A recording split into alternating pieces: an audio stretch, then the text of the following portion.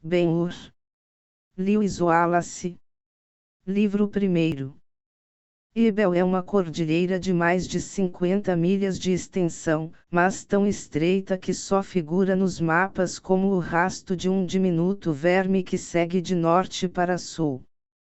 Dos seus cumes apenas se vê o deserto da Arábia, donde sopram os ventos do oeste, que os viticultores de Jericó tanto maldizem.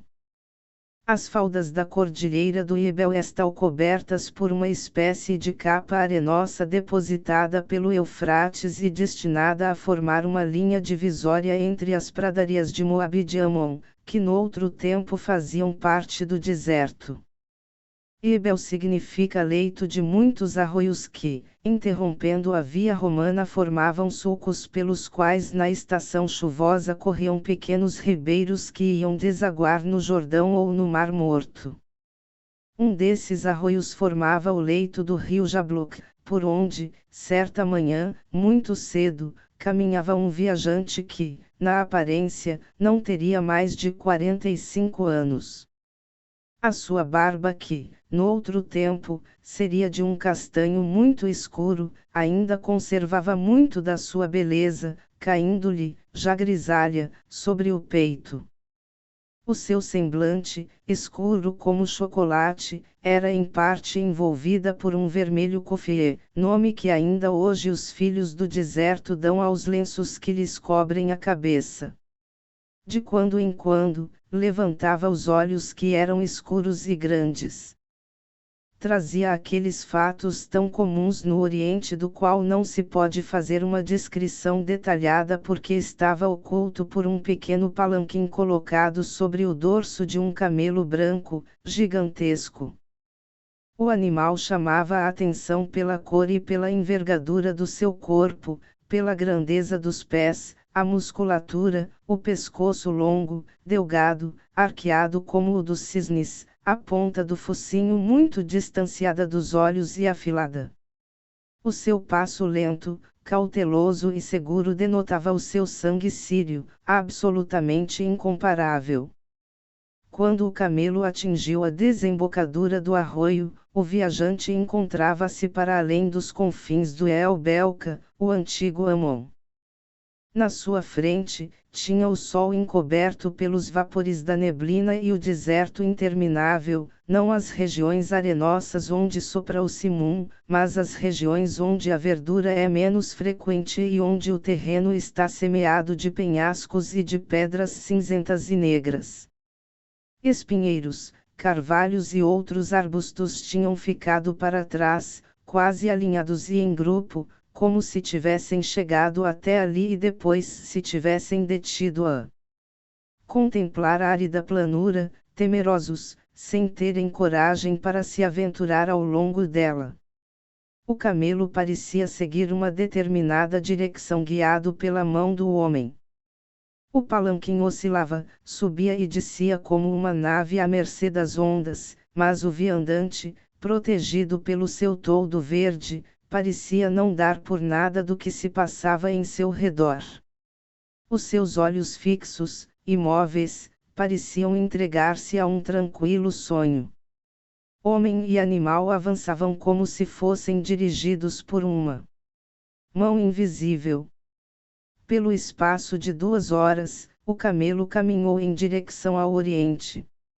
E o viajante nunca mudou de posição, nem olhou para a direita ou para a esquerda. Agora tudo era estéril e árido em redor. A própria areia endurecera e formava uma ligeira camada que estalava a cada passo do camelo. O Ebel tinha desaparecido na distância e parecia estar-se no leito de um oceano sem limites. Ao meio-dia, o camelo parou espontaneamente e emitiu um lamento, como que a pedir compaixão. O dono sobressaltou-se, como se acordasse de um longo sono. Levantou as cortinas do Udad, olhou o sol, examinou a região em todos os sentidos, minuciosamente, como que para determinar a sua posição. Por fim, satisfeito com o exame, respirou a plenos pulmões e agitou a cabeça como que a dizer: por fim. Depois, cruzou a mão sobre o peito, inclinou a cabeça e orou em silêncio. Cumprido este dever, preparou-se para se apear. Saiu-lhe, então, dos lábios um som gutural, sem dúvida familiar aos camelos de Jaffa, ik, ik, ou seja, o sinal para que se ajoelhasse. O camelo obedeceu lentamente e o viandante, procurando apoio no delgado pescoço do animal, saltou para a areia.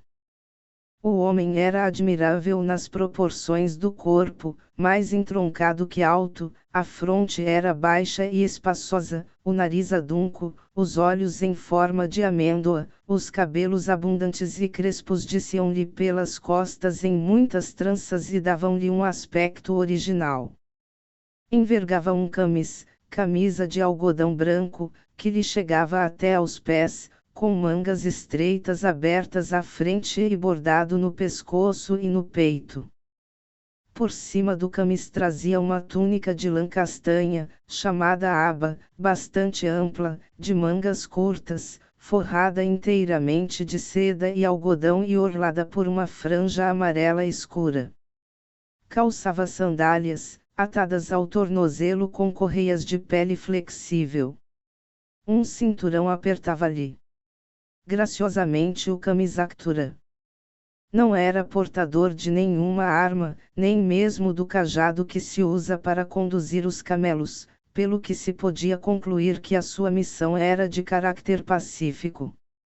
O viajante esfregou as mãos, bateu com os pés no chão, como que para os desentorpecer, e deu vários passos em volta do seu fiel quadrúpede, que se tinha deitado, satisfeito com a pouca erva que tinha encontrado. O homem detinha-se, entretanto, e fazendo pala com a mão sobre os olhos, olhava ao longe, como se esperasse alguém de cuja chegada estava certo.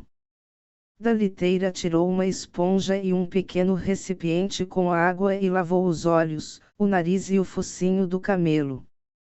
Tirou depois um pano redondo, listado de branco e vermelho, um montão de varinhas e uma estaca grossa que cravou no solo. Dispôs, à sua volta, as varinhas e cobriu-o com um pano à laia de tenda, o que lhe deu a ilusão de se encontrar dentro de uma casa. Sempre da mesma caixa, que trazia no palanquim, tirou um tapete de forma quadrada e estendeu-o no chão da tenda anteriormente erguida.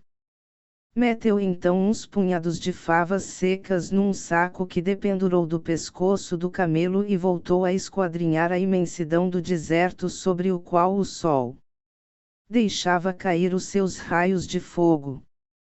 Virão, disse tranquilamente. Quem me guiou a mim, os guiará também a eles. Preparar-me-ei para os receber. De um cesto de salgueiro, que fazia parte do mobiliário, tirou o necessário para um pequeno almoço, pratos de barro, vinho em pequenos recipientes de pele, carne de carneiro fumada, romancírias, tâmaras da Arábia Central, queijo como o leite talhado de Dávid e pão feito com levedura procedente do forno da cidade. Quando tudo estava preparado, saiu da tenda e voltou a olhar o deserto. Ao longe, um ponto negro ia crescendo e, pouco a pouco, tomou proporções definidas. Era um camelo alto e branco, transportando a liteira habitual dos viandantes do Indostão. O egípcio cruzou as mãos sobre o peito e elevou os olhos ao céu. Só Deus é grande, exclamou reverentemente e com os olhos cheios de lágrimas. O recém-aparecido aproximou-se e parou. Contemplou o camelo ajoelhado, a tenda e o homem que estava em pé junto à entrada, cruzou as mãos, baixou a cabeça e pôs-se a orar silenciosamente. Depois desceu do camelo e avançou para o egípcio que já ia ao seu encontro.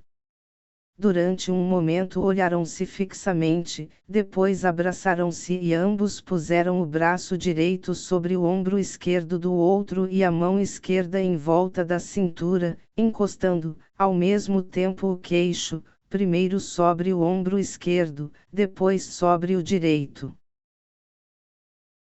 A paz seja contigo, ó servo do verdadeiro Deus! Exclamou o estrangeiro. Bem-vindo sejas, ó irmão, na fé verdadeira. E a paz esteja contigo também, replicou fervorosamente o egípcio. O recém-chegado era um homem alto e magro, de cara grande, olhos encovados, cabelo e barba brancos e tez bronzeada, cor de canela. Não trazia armas e vestia como os índios, cobria-lhe a cabeça um xale que caía sobre o pescoço em pregas muito marcadas, envergava uma túnica curta que deixava entrever uns calções compridos, apertados no tornozelo. Em lugar de sandálias, calçava uns tamancos de pele vermelha, terminados em bico, à exceção disto, vestia, da cabeça aos pés, de branco.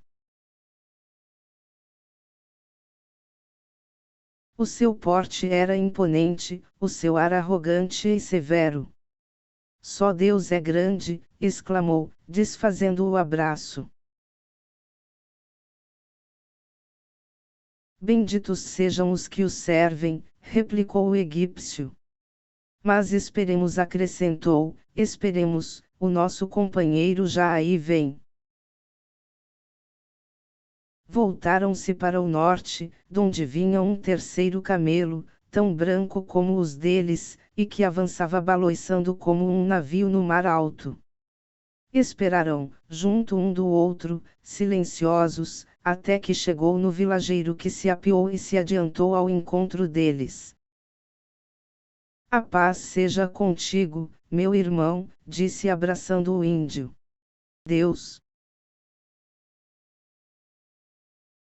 O último viajeiro, em nada se parecia com os amigos, era mais magro, de tez branca, uma mata de cabelos ondulados coroava-lhe a cabeça e os seus grandes olhos negros denotavam uma inteligência, natureza sincera e caráter varonil. Tinha a cabeça descoberta e também não trazia armas. Devia ter mais de 50 anos, mas não os aparentava. A idade apenas imprimira certa severidade à sua fisionomia e certa moderação às suas palavras, mas não o rosto, nem branqueara os cabelos. Se não nascera em Atenas, pelo menos os seus antepassados. Pegou-lhes pela mão, fê-los entrar, tirou-lhes as sandálias, lavou-lhes os pés e deitou-lhes água sobre as mãos, que depois eles secaram com toalhas.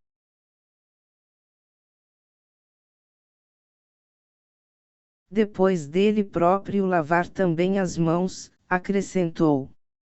Cuidemos agora das nossas pessoas, ó irmãos, como o exige o nosso dever, comamos para recobrarmos as forças necessárias para levar a bom termo a nossa missão. Enquanto comermos, dar-nos-emos a conhecer mutuamente, cada um dirá o seu nome, a sua pátria e os seus propósitos. Acompanhou-os ao lugar que lhes destinara e fê-los sentarem-se na sua frente.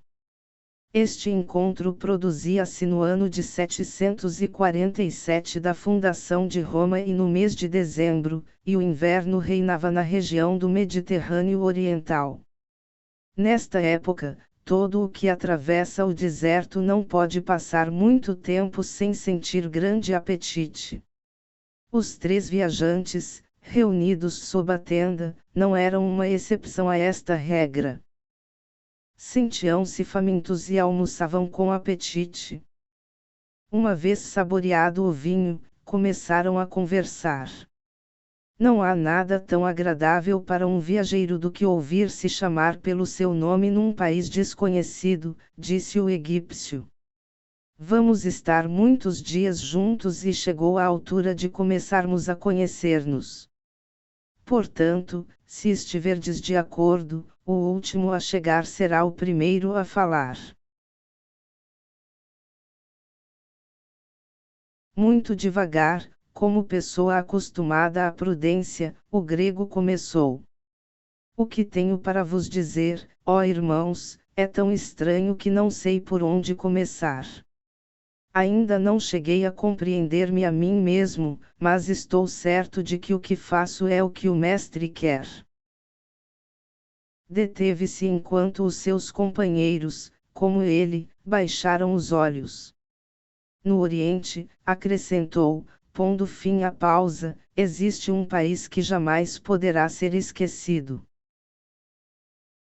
O mundo deve-lhe muitíssimo, e poder satisfazer as dúvidas é coisa que proporciona aos homens grande prazer. Não falarei de belas artes, de filosofia, de oratória, de poesia ou de guerra.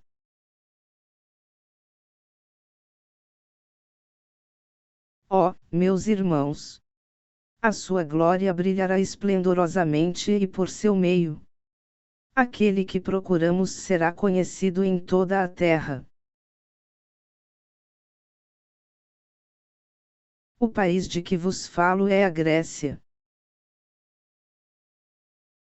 Eu sou Gaspar, filho de Cleonte, ateniense. Os meus antepassados dedicaram-se inteiramente ao estudo e deles herdei a mesma inclinação. Que existe uma alma imortal, o outro, que há um Deus único, infinitamente justo. Eu escolhi as teorias destes dois filósofos como as únicas dignas de atenção, porque me parecia que podia existir uma relação desconhecida entre Deus e a alma. Sobre este tema a mente pode discutir até certo ponto, mas não obtive resposta alguma. Desesperado, afastei-me da cidade e das escolas. O índio deixou transparecer um sorriso de aprovação. Em Tessália, prosseguiu o grego, existe uma montanha famosa, chamada Olimpo, conhecida como a morada dos deuses e onde habitava Zens, considerado pelos meus compatriotas como o Deus Supremo. Subi aí no seu topo encontrei uma caverna, na qual me detive, entregando-me a uma meditação, da qual esperava uma revelação. Crendo num Deus invisível e onipotente, esperava que, uma vez a ele entregue, este me desse a sua ajuda. E ele respondeu.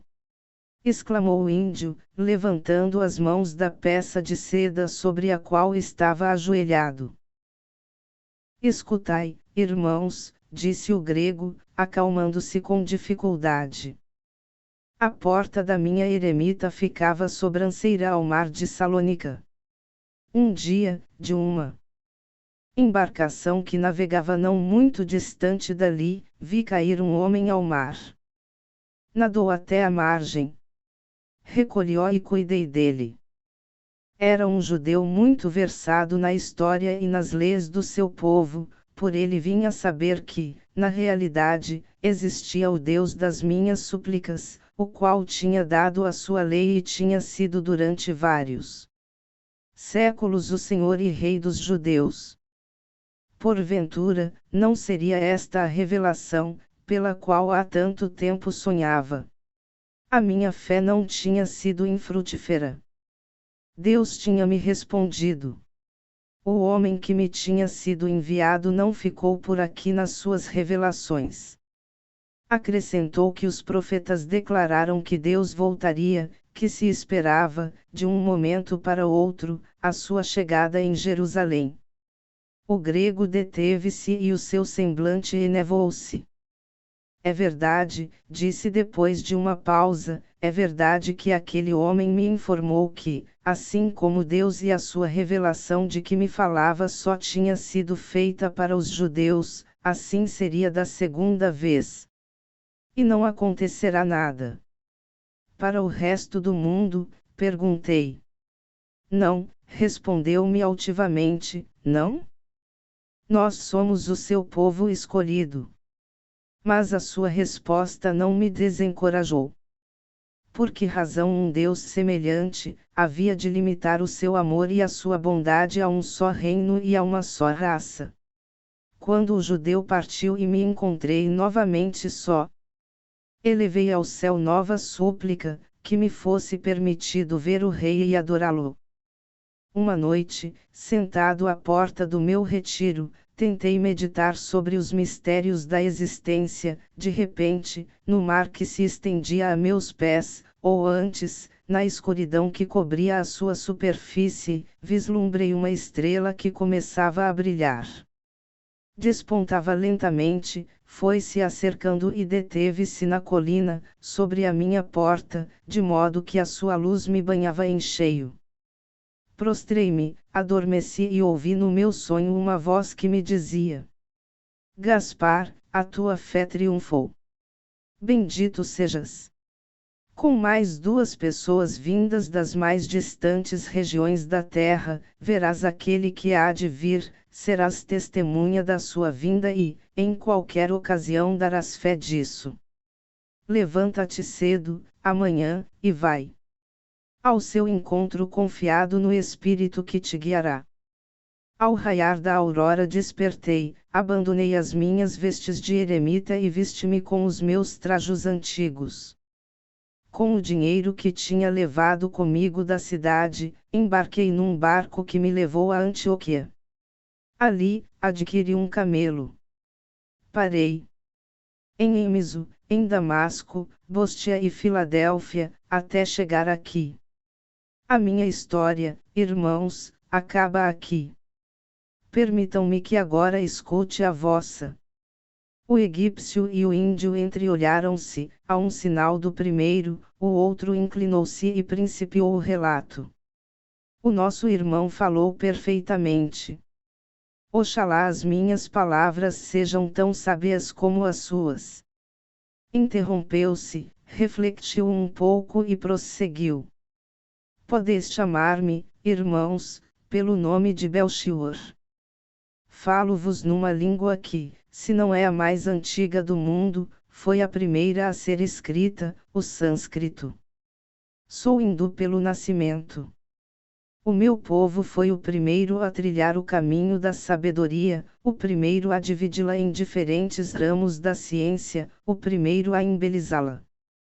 Suceda no futuro o que suceder, os 4 Vedas devem ser conservados, pois são as primeiras fontes da religião e da cultura do espírito. Nasci Brahmane, por isso a minha vida foi sempre regida por leis, mesmo nos actos mais insignificantes, até agora. O meu primeiro alimento, o meu batizado, a primeira vez que vi o sol, a minha consagração na primeira ordem, foram celebrados com leituras sagradas e com rígidas cerimônias. Não podia andar, comer ou dormir, sem o risco de violar alguma lei. Segundo os graus de culpa, a minha alma foi de um céu a outro, ou era condenado a converter-me na vida de um verme, de uma mosca, de um peixe ou de um nécio. A recompensa pela perfeita observância era a felicidade ou a absorção no seio de Brahma, que, mais do que uma existência, era o descanso absoluto. O hindu entregou-se, por momentos, aos seus pensamentos, depois prosseguiu. O término do primeiro período da vida de um Brahmane é a sua vida de estudante. Quando já estava preparado para entrar no segundo, ou seja, quando chegou o momento de me casar e de constituir família, a minha alma debatia-se com dúvidas, chegando a duvidar da existência de Brahma, numa palavra, era um herege. Apesar das trevas em que me encontrava, tinha descoberto uma luz lá no alto e ansiava por servir-me de tão poderosa chama. Por fim, quantos anos de fadigas e interrogações encontrei a luz do dia. Por fim, tinha encontrado o princípio da vida, o elemento principal das religiões, o melhor e mais forte laço entre a alma e Deus, o amor. O semblante enrugado do índio ruborizou-se. Juntou as mãos fortemente e seguiu-se um silêncio durante o qual os seus companheiros o contemplavam, especialmente o grego, com os olhos marejados de lágrimas. Finalmente reatou. Seu relato.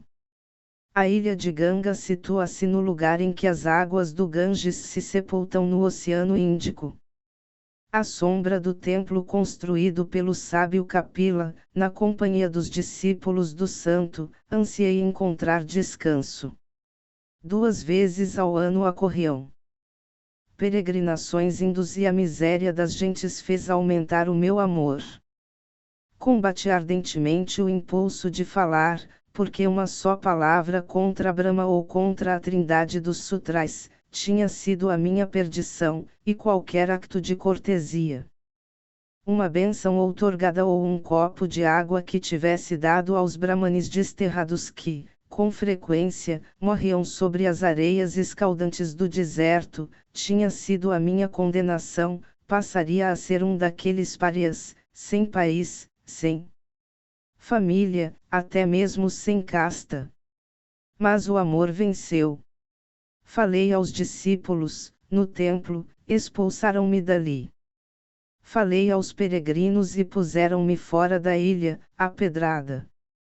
Tentei pregar nos caminhos e os meus ouvintes fugiam ou atentavam contra a minha vida. Enfim, em toda a Índia não havia lugar onde pudesse buscar asilo ou salvação. Nem mesmo entre os bandidos, porque mesmo nadando no pecado, ainda criam em Brahma. No meio da desgraça, procurava a solidão para me esconder de todos, excepto de Deus. Segui o curso do Ganges até a sua nascente, nos Himalaias. Quando cheguei ao estreito de Urdhva orei pela minha raça e julguei-me perdido para sempre. Ali, no meio da terra, onde o Indo, o Ganges e o Brahmaputra brotam para correr pelos seus leitos respectivos, onde a natureza, regressando às suas primitivas condições e segura da sua imensidão, convida o sábio e o desterrado com promessas de salvação a um e de saudade ao outro, ali permaneci para viver só com Deus, rezando, jejuando, esperando a morte. Baixou o tom da sua voz, e as suas mãos ossudas juntaram-se em fervente nó. Uma noite, encaminhando-me para a beira do lago e conversando com o meu único ouvinte, o silêncio, inquiri, quando virá Deus redimir-me? Não haverá salvação. Quando, de repente, uma luz brilhou trêmula, fora da água, uma estrela elevou-se e dirigiu-se para mim, detendo-se por sobre a minha cabeça. O seu esplendor deslumbrou-me. Enquanto jazia no solo, ouvi uma voz infinitamente suave. O teu amor venceu. Bendito sejas, filho da Índia. A redenção está próxima. Verás o Redentor juntamente com mais 2 pessoas vindas dos extremos do mundo e serás testemunha da sua vinda. Amanhã muito cedo, levanta-te, vai ao encontro dessas 2 pessoas e põe toda a tua fé no Espírito que te guiará. E desde então, a luz permaneceu comigo, anunciando-me a presença do Espírito. Na manhã seguinte, regressei ao mundo habitado. Cheguei a Ispahan, comprei um camelo e dirigi-me a Bagdad sem esperar pelas caravanas. Viajei sozinho. Mas sem temor, porque o Espírito estava e ainda hoje está comigo. Veremos o Redentor, falar-lhe-emos, adorá-lo-emos. Esta é a minha história. O grego expressou vivamente a sua alegria, depois do que o egípcio começou a falar com a sua gravidade característica. Saudo-vos, meus irmãos. Se desejais escutar-me, dir-vos-ei quem sou e como fui impelido a vir aqui pelo Espírito, e o Espírito faz com que eu as compreenda. Cada um de vós falou do respectivo país, deixai, agora, que vos fale de mim e do meu povo. Sou Baltazar, o egípcio. Estas palavras foram ditas lentamente e com uma dignidade tal que os seus ouvintes se inclinarão. Muitas são as glórias que posso atribuir à minha raça, prosseguiu, mas contentar-me-ei com uma, a história começou conosco. Nós fomos os primeiros a escrever nos anais os factos acontecidos.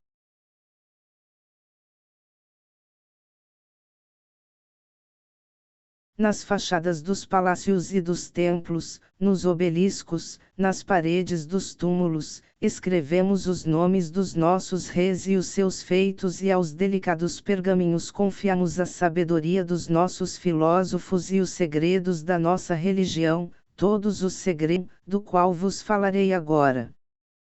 Quando os nossos pais vieram do deserto distante, trouxeram consigo a história do mundo e do dilúvio que foi transmitida pelos filhos de Noé aos anjos, e ensinaram os conceitos de Deus, do Criador, da alma imortal como Deus. Quando a missão que agora nos chama estiver terminada, se quiserdes acompanhar-me, ou vos mostrarei a sagrada biblioteca dos nossos sacerdotes, onde se encontra, entre outros, o livro dos mortos, no qual se encerra o ritual que a alma deve observar, depois que a morte a envia ao juízo eterno. Estas ideias, Deus e a alma imortal, foram levadas por Mizraim para lá do deserto até as margens do Nilo, fáceis e simples na sua pureza primitiva, como é tudo de Deus.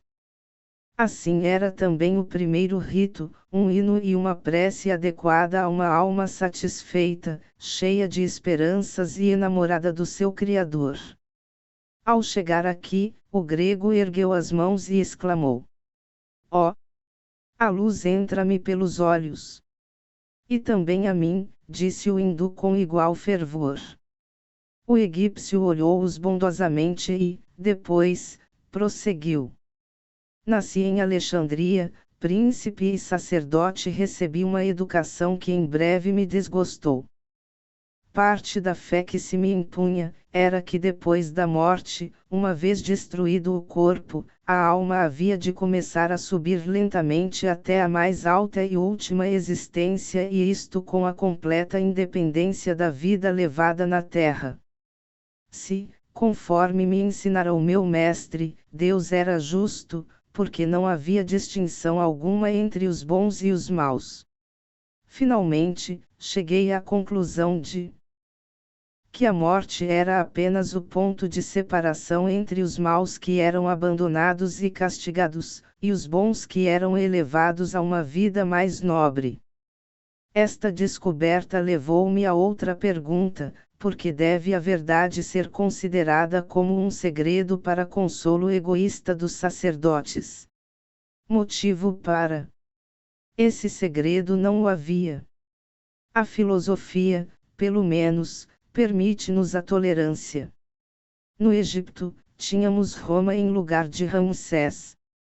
Um dia, preguei no bairro mais belo e mais populoso de Alexandria, perante um público do Oriente e do Ocidente. Preguei acerca de Deus, da alma, do justo e do mal, do céu que é a recompensa das almas virtuosas. Vós, Belchior, fostes apedrejado, os meus ouvintes, primeiro, surpreenderam-se, depois romperam a rir.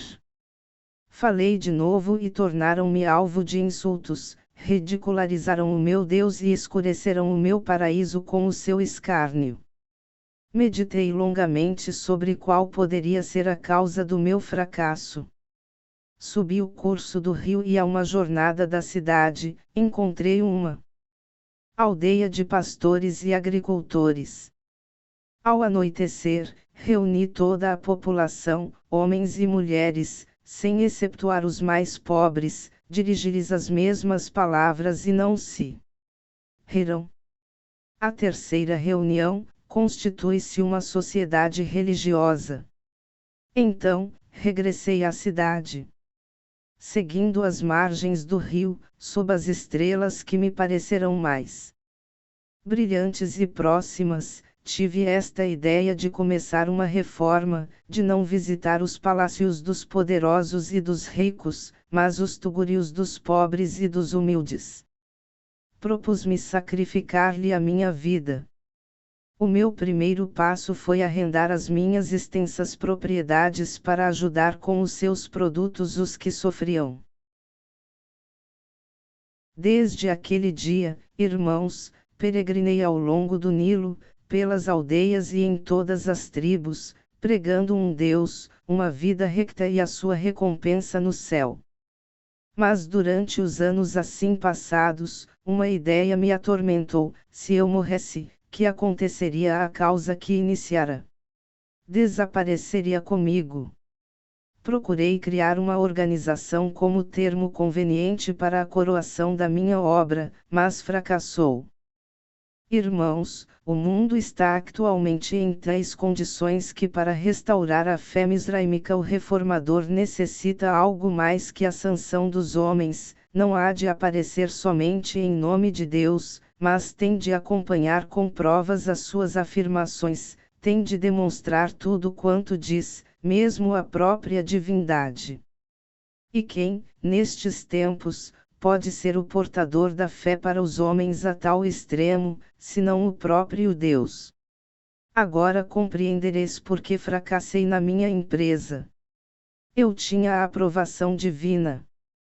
A ideia de que o meu trabalho teria de se malograr acabrunhara-me em extremo. Acreditava na oração.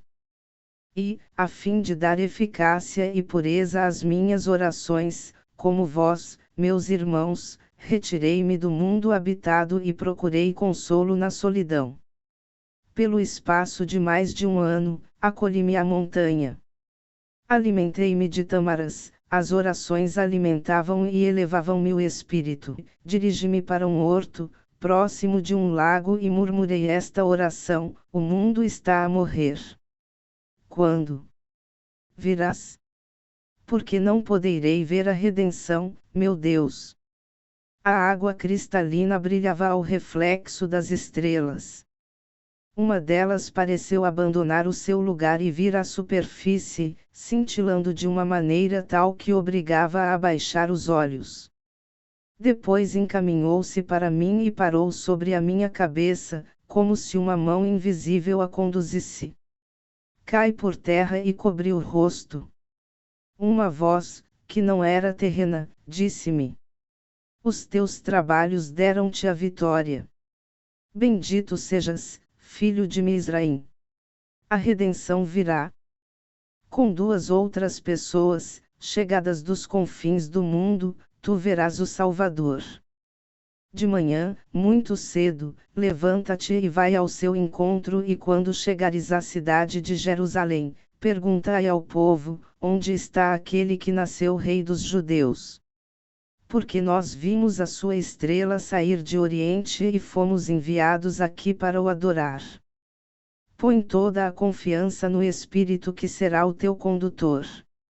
E a luz conduziu-me a Mênfis, onde me preparei para atravessar o deserto. Adquiri o meu camelo e, sem descanso, vim por Suez e Cufilé, ao longo das planuras de Moabe e de Amon. Irmãos, Deus está conosco. Deteve-se e depois, com insólita prontidão, levantaram-se os três contemplando-se. Existia um motivo que nos inspirava a falar dos nossos povos e das suas tradições, prosseguiu. O patriarca que sobreviveu ao dilúvio tinha com ele 3 filhos e suas famílias, que foram os povoadores do mundo. Na antiga Ariana Vaijo, a conhecidíssima região da Síria no coração da Ásia, separaram-se. A Índia e o longínquo Oriente receberam os filhos do primeiro filho, os descendentes do mais novo, pelo norte, desembarcaram na Europa, os do meio, através dos desertos próximos do Mar Vermelho, passaram para a África, e embora na sua maioria habitem ainda em tendas e sejam nômadas, alguns deles construíram as suas moradas ao longo do Nilo. Os 3 juntaram as palmas das mãos, movidos pelo mesmo impulso.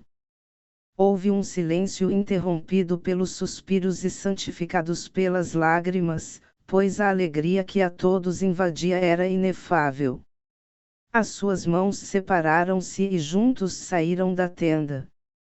O deserto estava tranquilo como o céu. O sol caminhava rapidamente para o ocaso. Pouco depois, a tenda foi levantada e os víveres que tinham sobrado metidos nas arcas. Os 3 amigos subiram para os palanques e puseram-se a caminho, calados, indo o egípcio na dianteira. A lua começou a despontar lentamente. De súbito, diante deles fulgurou uma subtilíssima chama. Enquanto a contemplavam, a pequena chama transformou-se numa labareda de um esplendor imenso. Os corações dos 3 viajantes pulsaram com violência, as suas almas estremeceram e exclamaram em uníssono: A estrela! Deus está conosco! Na parte oriental da muralha de Jerusalém, encontram-se as portas de Jafé e de Belém. Antes de David conquistar Sion, existia naquele lugar uma cidadela, mas quando o filho de Jessé derrubou Jabus e começou a edificar, a cidadela ficou no extremo noroeste dos novos muros, defendidos por uma torre mais imponente do que a antiga. Mas o campo e a porta foram respeitados, porque os caminhos não podiam ser transferidos para nenhum outro ponto, enquanto o recinto que o circundava se convertera num verdadeiro centro de comércio. Nos tempos de Salomão, havia naquele lugar grande tráfico, devido aos comerciantes egípcios e aos ricos negociantes de Tiro e Sidom. 3.000 anos depois, um peregrino, carecido de víveres, não tem mais que encaminhar-se para a porta de Jafá, onde ainda reina a animação e uma pessoa pode avaliar o que seria aquele lugar nos tempos de Herodes, o seu fundador. Transporte-se o leitor com a imaginação àqueles tempos e àquele mercado. Segundo o calendário judeu, o encontro dos 3 personagens apresentados nos capítulos precedentes, ocorreu na tarde do 25º dia do 3º mês do ano, isto é, o dia 25 de dezembro. O ano era o segundo da Olimpíada 193 ou 747 de Roma, o 67 de Herodes, o Grande, e o 35 do seu reinado, o 4º antes da era cristã. Naquele dia, o mercado de Jafé estivera muito animado. As portas maciças tinham sido abertas ao despontar da alva e até a 3ª hora tinham desfilado por elas os tipos mais variados, o soldado romano, o judeu, o samaritano, o atleta grego, e os lutadores dos circos de Roma. Muita gente se retirara já e a multidão continuava a erar, sem aparente diminuição. Entre os chegados recentemente, havia um grupo composto por uma mulher, um homem e um burro. O homem estava junto da cabeça do animal e pegava nas rédeas de couro, servindo-lhe de apoio um bordão que parecia ter sido escolhido para o uso duplo de tocar o animal e de apoio. O seu trajo era semelhante aos dos judeus, que por ali andavam, com a exceção de que tinha a aparência de novo. O seu semblante dava-lhe a aparência de uns 50 anos, idade que os cabelos brancos, que lhe pintalgavam a barba, confirmavam. A mulher vestia uma túnica de lã e um véu branco adornava-lhe a cabeça e o pescoço.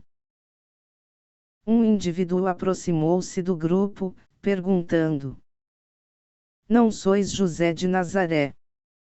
Assim me chamo, assentiu José voltando-se gravemente. E vós? A paz esteja convosco, Rabi Samuel. O Rabi respondeu: Paz para vós, para a vossa casa e vossos criados. E dito isto, pôs uma das mãos sobre o peito e baixou a cabeça, numa atitude de saudação para com a mulher, que ao vê-lo tinha erguido o véu o suficiente para descobrir um rosto de adolescente. José e o Rabi juntaram as suas mãos direitas, separaram-nas e cada um deles beijou a sua, pondo depois a palma sobre a testa. Há tão pouco pó nos vossos trajos, disse familiarmente o rabi, que suponho que havíeis passado a noite na cidade dos nossos pais. Não, discordou José, passamos a noite em Betânia e, ao nascer o dia, continuamos o caminho. A viagem que devem fazer, com certeza que não terminará em Jaffa.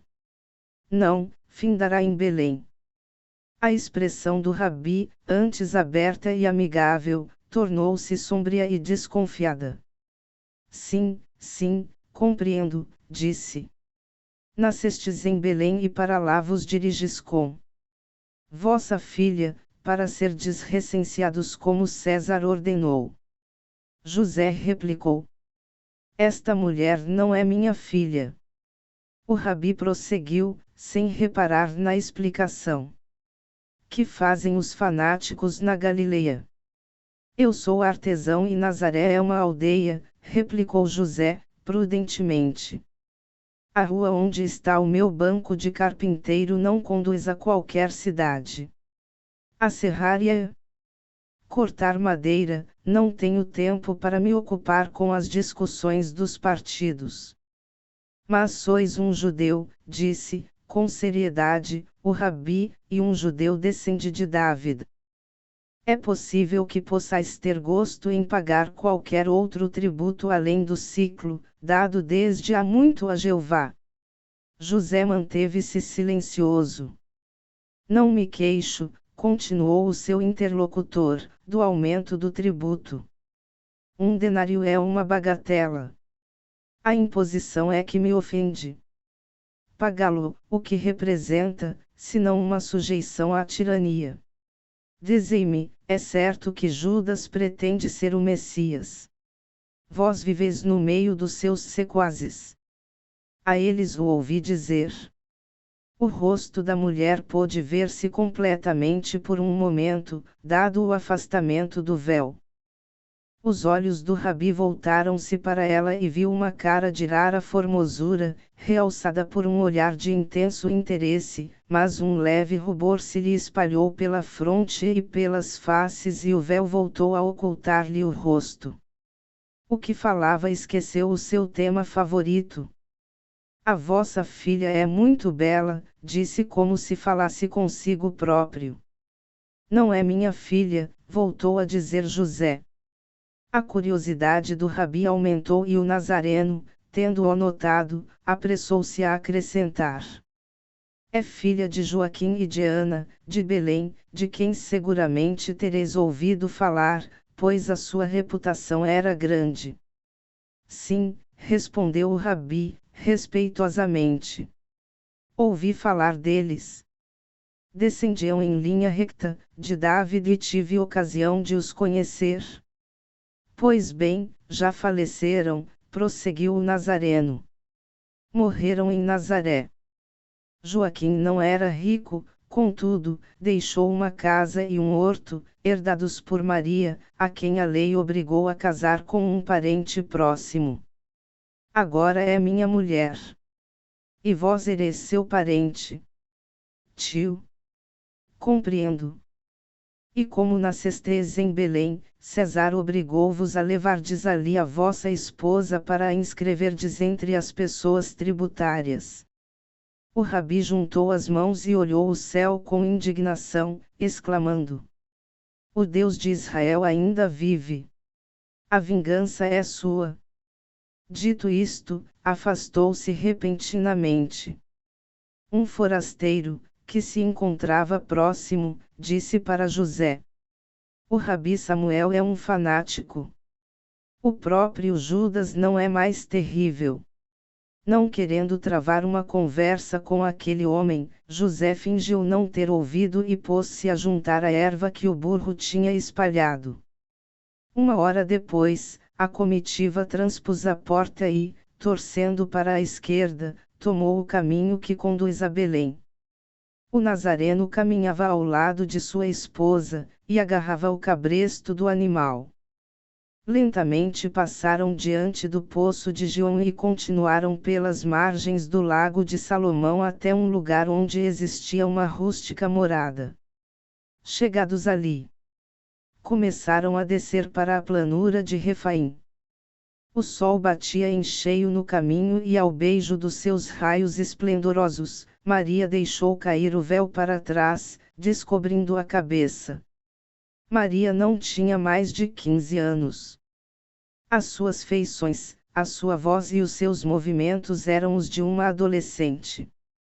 O seu rosto tinha uma forma oval perfeita, a sua tez era mais branca que rosada e o nariz regular. Os lábios, ligeiramente entreabertos, eram vermelhos como morangos maduros, emprestando-lhe à boca um tom de amor e ternura. Os olhos eram azuis e grandes com sobrancelhas e pestanas longas. E harmonizando com todo este conjunto, uma abundantíssima cabeleira de oiro.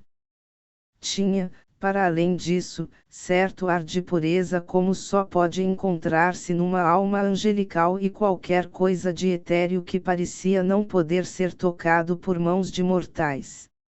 Chegaram, por fim, à altura do mar Elias, donde, para além de um vale, descortinaram Belém.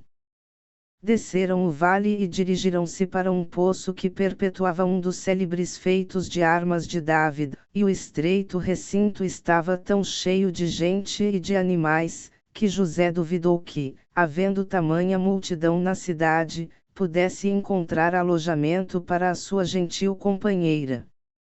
E, sem perder tempo, avançou até chegar à porta do Quém que, naquele tempo, estava extramuros. Os hospícios do Oriente eram muito diferentes dos do Ocidente. Os persas davam-lhe o nome de Cã Maior que. Estavam construídos com a maior simplicidade. Eram recintos fechados sem divisões ou tecto, e muitas vezes sem porta nem cancela, e situavam-se em lugares onde pudesse encontrar-se sombra, segurança e possibilidade de haver água. A direção destes albergues correspondia aos forasteiros que permaneciam ali o tempo que queriam.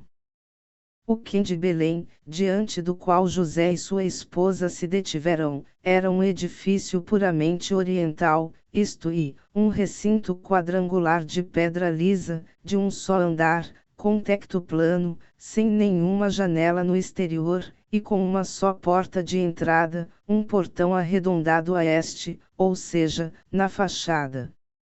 O caminho ficava tão perto da porta que o pó quase ocultava a arquitrave. Numa cidade como Belém, onde havia um só cheque, não podia haver mais que um Cã Maior que, e embora nascido naquele lugar, o nazareno não tinha qualquer direito a ser hospedado na cidade. Para mais, o recenseamento que ali o conduzia podia ser trabalho para semanas ou meses, pois os delegados romanos distinguiam-se pela sua preguiça. Antes de se aproximar do edifício, o temor de não poder encontrar alojamento no Cã Maior que converteu-se em dolorosa ansiedade ao ver o caminho ocupado por uma multidão de homens e meninos que, em grande algazarra, conduziam as suas montadas, para um lado e outro do vale, uns para lhes dar de beber, outros para as cavernas mais próximas. Quando se aproximou, o seu temor não minguou, pois a gente transbordava e o recinto contíguo, apesar da sua amplidão, estava completamente cheio. Não podemos chegar à porta, exclamou José, com a sua costumada lentidão, fiquemos aqui ou procuremos, se possível, saber o que aconteceu. Maria, sem responder, deitou para trás, tranquilamente, o véu. Os sinais de fadiga desapareceram-lhe do rosto, que ganhou um aspecto interessante, e olhou para longe, em direção ao sul e às altas rochas do Monte Paraíso, ligeiramente rosadas pelo sol poente. Enquanto durava esta contemplação, um homem saiu de entre a multidão e, parando junto do burro, observou o grupo, com curiosidade. O nazareno perguntou-lhe: posto que sou, segundo parece, tal como vós, um filho da Judeia, poderíeis dizer-me a causa desta confusão? O estrangeiro voltou-se bruscamente, mas cativado pelo aspecto solene de José e pela sua palavra tranquila, levantou a mão em sinal de saudação e respondeu: A paz seja convosco, ó Rabi. Sou filho de Judá e responder-vos-ei. Vivo em Bet-Dagon que, como sabes, foi antigamente a terra da tribo de Dan. No caminho de Jafá para Modim, interrompeu José. Ó, vós estivestes em Bet-Dagon, disse o homem cujo semblante se suavizava cada vez mais. Há muitos anos que estou ausente e agora volto lá, por causa do edito que ordena aos judeus para se recensearem para o tributo na cidade do seu nascimento. O rosto de José permaneceu impassível, quando disse: Para isso venho eu também com a minha mulher. O estrangeiro dirigiu um olhar para Maria e calou-se. Esta olhava para cima para o alto do nugedor. O sol acariciou-lhe o rosto que tinha voltado para lá e iluminou-lhe os olhos, e um ligeiro tremor percorreu-lhe os lábios entreabertos. Naquele momento, toda a humanidade da sua beleza parecia purificada, apresentava-se como aqueles que nós imaginamos estarem às portas do céu. De que falava? Ah, já me recordo. Ia dizer que quando me chegou aos ouvidos a ordem de vir, me enchi de cólera. Mas pensei logo na antiga colina, na cidade e no vale próximo das profundezas do Cedron, nos vinhedos e nos hortos e nos campos de trigo, pomares, desde os dias de Buz e de Rute, nas montanhas conhecidas, aqui no Gedor, um pouco mais longe Gibeá, e mais longe o mar Elias, montanhas que, quando criança, eram para mim os confins do mundo. E perdoei aos tiranos e vim com minha mulher Raquel e com Débora e Micol, as nossas rosas de Sharon. Rabi, não quereria a vossa esposa ser companheira da minha? Podes vê-la ali, com as meninas, sob uma oliveira na curva do caminho. José, indeciso, respondeu: A oferta é-me muito grata. Haja ou não lugar no quem, iremos ao encontro da vossa família. Deixai que fale com o porteiro. Volto de seguida. E deixando nas mãos do estrangeiro as rédeas do burro, aproximou-se do porteiro que estava sentado num tronco de cedro. A paz de Jeová esteja convosco, disse José dirigindo-se ao porteiro. O que me desejastes que vos seja retribuído e quando o for que se multiplique muitas vezes para vós e para a vossa família, replicou gravemente o guardião. Sou de Belém, prosseguiu José, com calma, não haveria lugar para mim. Não há? Talvez tenhais ouvido falar de mim, José de Nazaré. Esta era a casa de meus pais. Sou descendente de David. Estas palavras infundiram esperança ao Nazareno. Ser filho de Judá era uma grande coisa na opinião da própria tribo, mas ser da casa de David era ainda coisa mais importante. A tentativa não ficou sem efeito. O porteiro deixou o seu assento e, apoiando a mão no queixo, disse respeitosamente: Rabi, eu não posso dizer-vos quando se abriu esta porta para dar as boas-vindas ao viajeiro, mas deve haver 1000 anos e em todo esse tempo, não há homem que a tenha encontrado fechada, se exceptuar quando não tenha havido lugar para lhe proporcionar descanso. Um justo motivo deve pois haver para que o guardião diga que não há alguém que descende de David. Se quiserdes vir comigo, mostrar-vos-ei como não há um só lugar desocupado em toda a casa, nem nas habitações, nem nos estábulos, nem no pátio, nem sequer nos esconsos.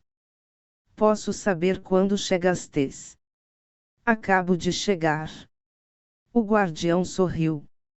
O estrangeiro que vive contigo, considerá-lo-ás como teu vizinho e amá-lo-ás como a ti mesmo. Não é esta a lei? José estava silencioso. Se é essa a lei, posso dizer a um chegado a tempo, volta a retomar o teu caminho, porque há outro que deve ocupar o teu lugar. José continuava sem se alterar. E se assim dissesse que havia de dizer ao que pretendisse o lugar? Olhai quantos há à espera, alguns esperam desde o meio-dia. Quem é toda essa gente? Perguntou José, assinalando a multidão. E por que se reúne aqui a esta hora? Virão certamente pelo mesmo que aqui te conduziu, ó Rabi, por causa do decreto de César. Ontem chegou a caravana direta de Damasco à Arábia e Baixo Egito. Esses homens e camelos, que vedes fazem parte dela. José insistiu. O pátio é grande, disse. Sim, mas está cheio de mercadorias e de fardos de seda, de café, de perfumes e de toda a espécie de coisas. O rosto de José perdeu a sua passividade, os seus olhos imóveis e dignos baixaram-se e disse com energia: Não procuro albergue para mim, mas para minha esposa, pois a noite está fria, mais fria nesta altura que Nazaré, e a minha esposa já não pode expor-se ao relento. Não haverá alojamento na cidade. Essa gente, e o guardião indicou a multidão que estava diante da porta, percorreu a cidade em todos os sentidos e encontrou todas as casas cheias. José, fixando outra vez os olhos na terra, disse com voz que mal se ouvia: A minha esposa é tão jovem. Se tivesse de dormir na colina, morreria. Depois falou novamente para o guardião. Talvez tenhais conhecido os pais dela, Joaquim e Ana, como eu, descendentes de David. Conheci-os, quando era jovem. Eram boa gente. Desta vez os olhos do guardião olharam o solo, como que para refletir. De súbito levantou a cabeça. Se não posso encontrar-vos sítio, tampouco posso despedir-vos. Rabi, farei por vós tudo quanto possa. De quantas pessoas se compõe a vossa caravana?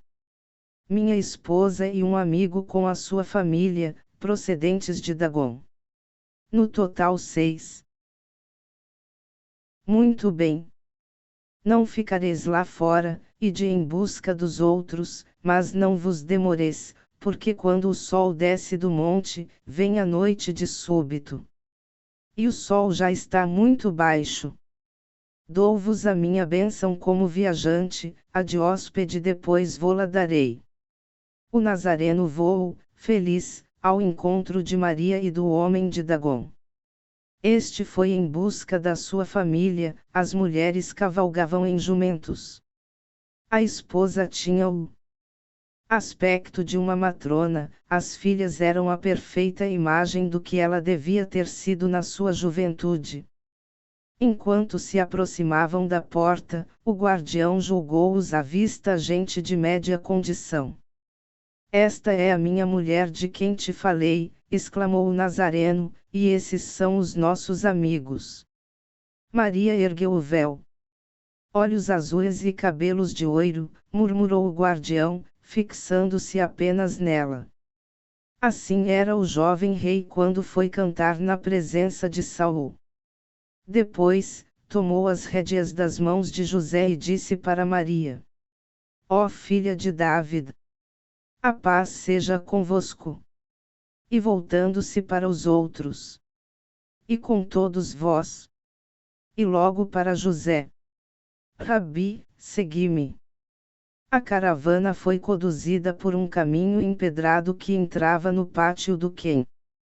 Atravessando uma passagem e um novo caminho, semelhante ao da entrada, penetraram no recinto adjacente à casa e passaram por entre camelos, jumentos e cavalos, atados em grupos e adormecidos, no meio dos quais estavam os respectivos guardas. Finalmente percorreram um caminho que conduzia ao acinzentado promontório calcário que dominava o campo pelo oeste. A gruta para onde nos dirigimos, disse-lhes, devia noutros tempos ter pertencido ao vosso antepassado David. Dos campos que ficam a nossos pés e do poço que há no vale, costumava trazer o gado até aqui para o guardar, e depois, quando foi rei, voltou ali para repousar e curar-se trazendo consigo grande número de animais. Os pesebres conservam-se como então eram. O melhor é dormir no chão, onde ele dormiu, do que no estábulo, ou fora, no caminho. Vede a casa construída diante da gruta.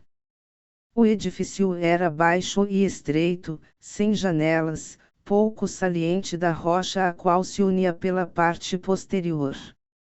Na fachada branca, havia uma porta assente sobre enormes gonzos e lambuzada de cal amarela.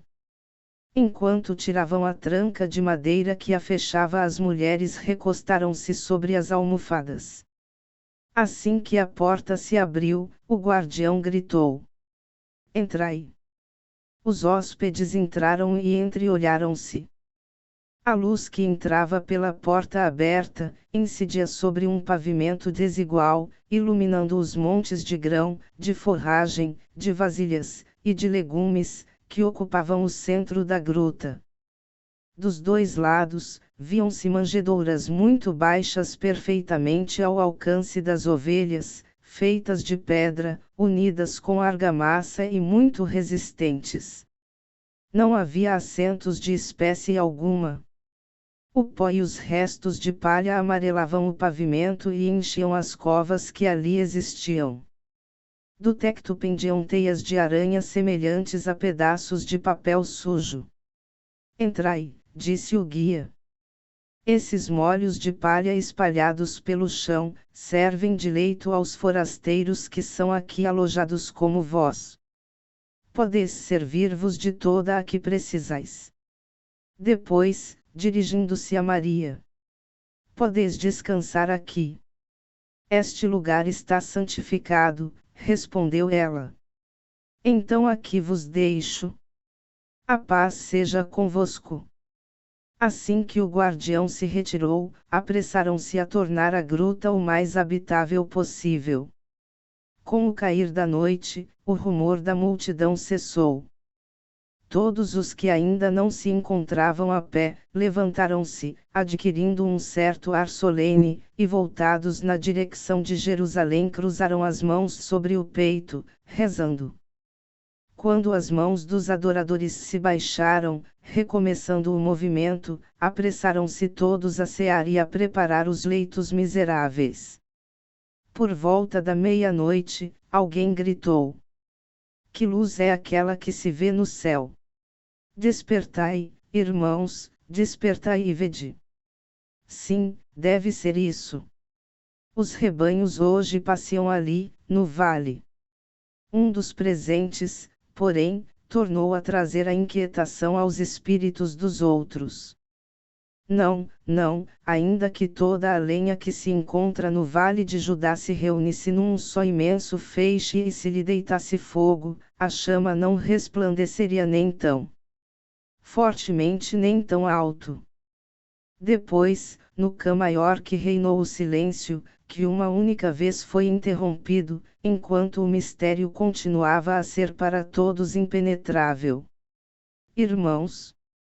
exclamou um judeu de aspecto venerável. "O que vimos não foi mais que a escada misteriosa que o nosso pai Jacó viu no seu sonho. Bendito seja o Senhor dos nossos pais. A 2 milhas a sudoeste da cidade de Belém, há uma planície, separada da cidade por uma ligeira costa. Na parte mais afastada da cidade, havia um redil chamado Mará, ou cabana para as ovelhas, que contava alguns séculos de antiguidade. Nalgum ataque, já há muito esquecido, o edifício tinha sido descoberto e quase demolido. No entanto, o humilde recinto permanecia intacto. Era da altura de um homem, não sendo tão alto que impedisse uma pantera ou um leão esfomeados de saltarem ousadamente para o seu interior. Como dissemos nos capítulos anteriores, alguns pastores, em busca de novas pastagens para os seus rebanhos, dirigiram-se para esta planície, e desde manhã muito cedo, os bosques tinham ressoado com os gritos, os golpes dos cajados, os balidos das ovelhas e das cabras, o retinir das campainhas, o mugir das vacas e o ladrar dos cães. Quando o sol se pôs, os pastores encaminharam-se na direção do Mará, e ao cair da noite já estavam todos a salvo. Acenderam uma boa fogueira junto da porta, prepararam uma ceia modesta e sentaram-se a conversar, deixando um deles de sentinela. Excluindo este, os pastores que estavam reunidos em volta do fogo eram 6, estando uns sentados, outras deitados de barriga para baixo. Como de costume, estavam de cabeça descoberta e os cabelos caíam-lhes, em espessos cachos crespos, pelos pescoços, tostados pelo sol. A barba cobria-lhes a garganta e descia pelo peito. Mantos de pele de cabrito e de cordeiro, com o pelo virado para dentro, cobriam-nos desde a nuca aos joelhos, deixando-lhes os braços livres, largas correias apertavam-lhes os fatos à cinta, as suas sandálias eram de qualidade inferior, das costas pendiam-lhes zurrões ou alforjes contendo víveres e pedras, escolhidas para as fundas de que iam armados.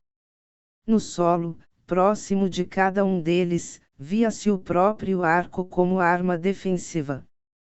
Tais eram os pastores da Judeia. De aparência, grosseiros e selvagens como os magros cães que dormitavam junto deles em redor do fogo, mas no trato. Sensíveis e de coração bondoso, quem sabe se devido. Em parte, a vida primitiva que levavam e, principalmente, a contemplação constante da beleza e da paisagem.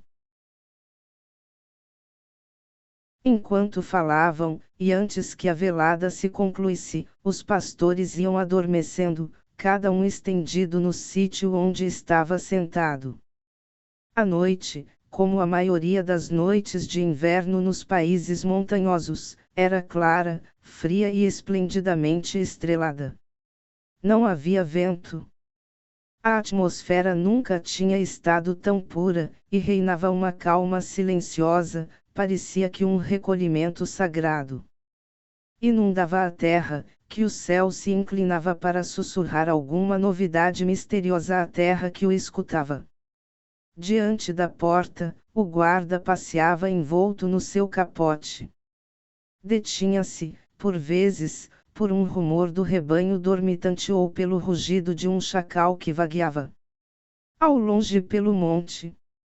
A meia-noite nunca mais chegava, mas ei-la enfim. A sua guarda tinha acabado, agora principiava a hora do sonho com que o trabalho presenteia os seus filhos fatigados. Dirigiu-se para a fogueira, mas deteve-se. À sua volta brilhava uma luz suave e branca como a da lua. Esperou ansioso. A luz foi adquirindo maiores proporções, as coisas, antes invisíveis, apareceram claras. Viu todo o campo e distinguiu as plantas que nele cresciam. Um estremecimento mais penetrante que o provocado pelo ar frio, um estremecimento de medo. Invadiu-lhe o corpo.